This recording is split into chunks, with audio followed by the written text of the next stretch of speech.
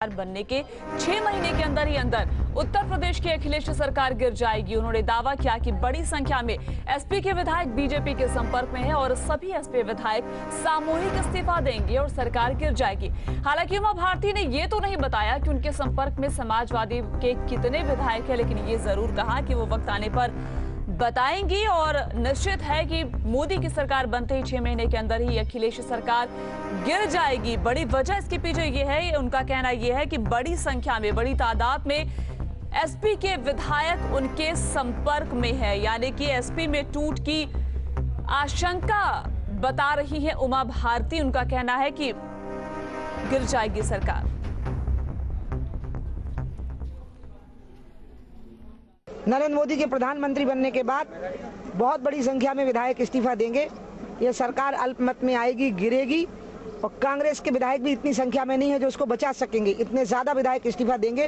वो सब विधायक मेरे संपर्क में हैं, मैं अभी बताना नहीं चाहती हूँ। जिस प्रकार से उत्तर प्रदेश की सरकार की चूल्हें हिल गई हैं, उत्तराखंड की सरकार की, यही हालत उत्तर प्रदेश की भी होगी और यहाँ पर भारतीय जनता पार्टी के नेतृत्व में सरकार बनेगी।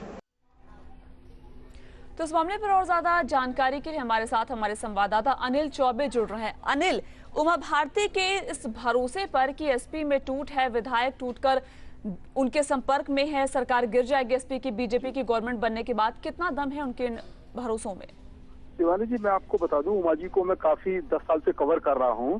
उनके कई मैंने इंटरव्यूज किए हैं अभी तक, लेकिन उनकी जो बॉडी लैंग्वेज थी बात करने के, मतलब उनकी बॉडी लैंग्वेज से लग रहा था कि कहीं ना कहीं ये एक पॉलिटिकल स्टेटमेंट नहीं है, कहीं ना कहीं बड़ी सोची समझी कोई रणनीति है और कोई ना कोई उनके पास कोई प्लानिंग है या स्ट्रेटेजी है उनकी, उमा जी की अपनी कोई।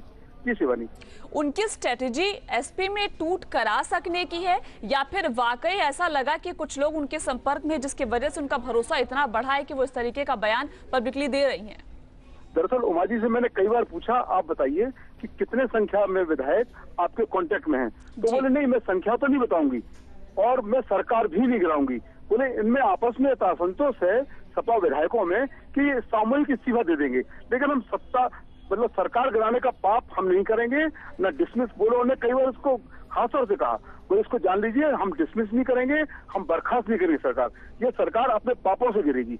जी शिवानी, लेकिन इतना भरोसा कैसे हो सकता है अनिल, क्योंकि बहुमत में सरकार है एसपी की, इतने कम विधायक नहीं, उन्होंने किसी के सहयोग से तो बनाया नहीं है।